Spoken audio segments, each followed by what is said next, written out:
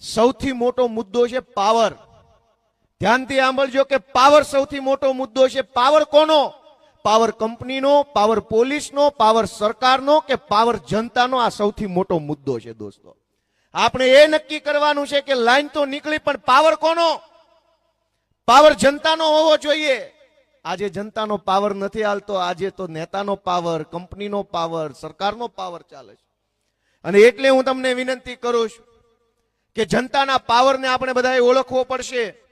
જનતાનો પાવર કેવો હોવો જોઈએ એ સરકારને બતાવવું પડશે. નહીતર તો સરકાર એમનો પાવર બતાવશે, પોલીસ એમનો પાવર બતાવશે, કંપની એમનો પાવર બતાવશે. આપણો પાવરની તાકાત શું છે હું તમને યાદ કરાવું. વિસાવદર વિધાનસભાની ચૂંટણીમાં કે જનતાનો પાવર કેવો હોય.